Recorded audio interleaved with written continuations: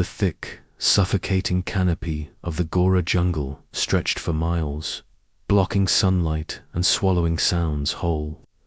Villagers from nearby towns whispered about it, stories of those who entered and never returned. Yet, for decades, the dense jungle remained untouched, hiding its dreadful secret. One monsoon morning, a group of 5 friends, Armin, Zoya, Danish, Corin, and Mayhawk, decided to unravel the mystery. They were thrill seekers, lovers of the paranormal, and hungry for a real adventure. Equipped with cameras, torches, and a GPS tracker, they entered the forest, laughing off the villagers' warnings. The deeper they walked, the more unnatural the forest felt. The birds didn't sing, the wind didn't move the leaves. It was as if the jungle itself was holding its breath. Waiting, after 3 hours of trekking, they stumbled upon an old, forgotten trail. Curiosity led them further down the path until they found a crumbling stone gate covered in moss. Ancient symbols carved into the arch seemed almost alive, writhing under their touch. "We must be close to something," Armin said, filming the structure. As they stepped through the gate, the jungle behind them seemed to disappear. The air grew cold, the sky darkened unnaturally. A thick mist curled around their ankles, and suddenly the GPS stopped working. My voice trembled. We should go back. But it was too late. They found themselves standing before a colossal tree in the center of a clearing. It was unlike any tree they had seen.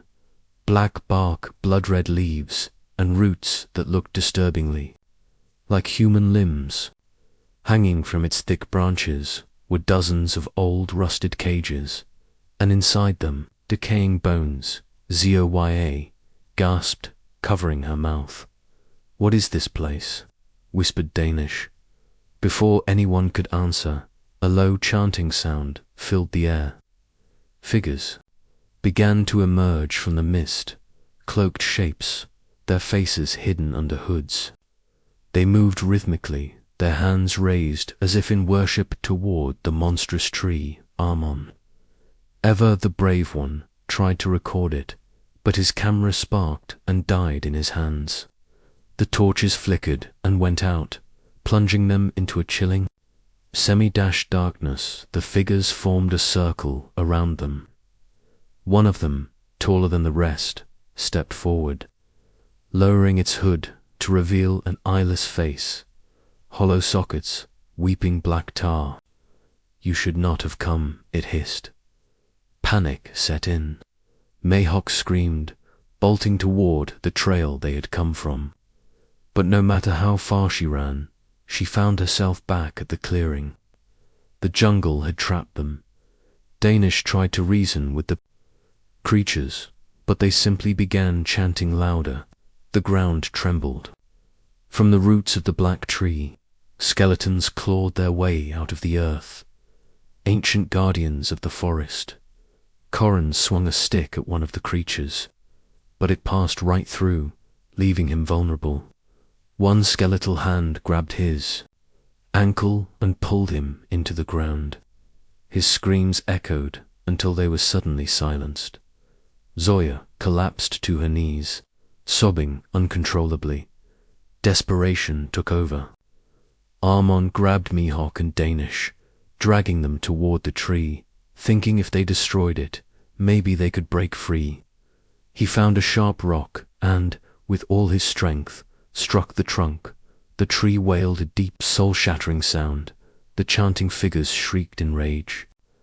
The skeletons turned their hollow eyes toward Armon. He struck again and again. On the third blow, a dark liquid burst from the tree, burning Armon's skin. He screamed but kept hitting until finally the tree split open with a deafening crack. From the center of the tree, a monstrous entity emerged, part beast, part woman, her form shifting grotesquely between shapes. She was the guardian of the jungle's secret.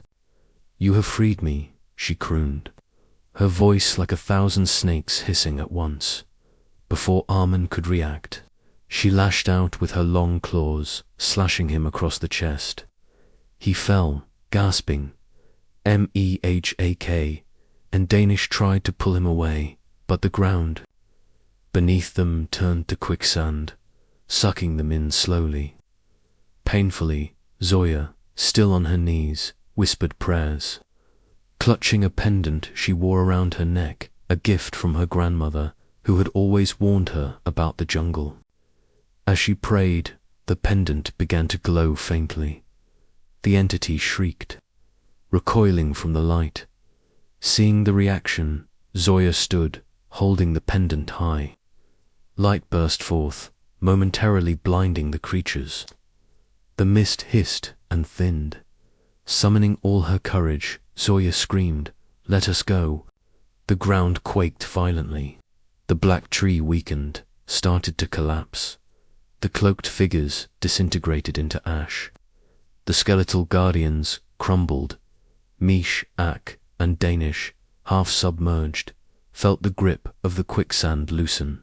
They crawled out, coughing and crying, but Armin remained still, his body lifeless. Zoya grabbed his arm, pulling him with all her strength. Mehak and Danish joined in, as the black tree crumbled entirely. A shockwave burst through the jungle. Everything went black. When Zoya opened her eyes, she found herself lying at the edge of the jungle. Danish and Mehak were beside her, bruised but alive. Armin lay unmoving. They rushed him to the village hospital, but it was too late. He was gone. The villagers, upon hearing their tale, shook their heads solemnly. "You were lucky to return at all," an elder said gravely. "The jungle doesn't let its secrets go easily." A week later, while sorting through the damaged camera footage, Zoya found a single intact clip, the moment Armin struck the tree. Behind him, for a split second, the face of the entity could be seen, smiling at the camera. And then, as Zoya watched in horror, the screen glitched, and the entity's smile widened unnaturally, her hand reaching slowly toward the lens, as if trying to break through the screen. Zoya slammed the laptop shut, heart pounding. But late that night, she heard a faint whisper in her room. "You freed me, ... Her pendant, once a symbol of protection, lay shattered on her nightstand. The jungle's secret was not bound to the forest anymore. It had followed them home.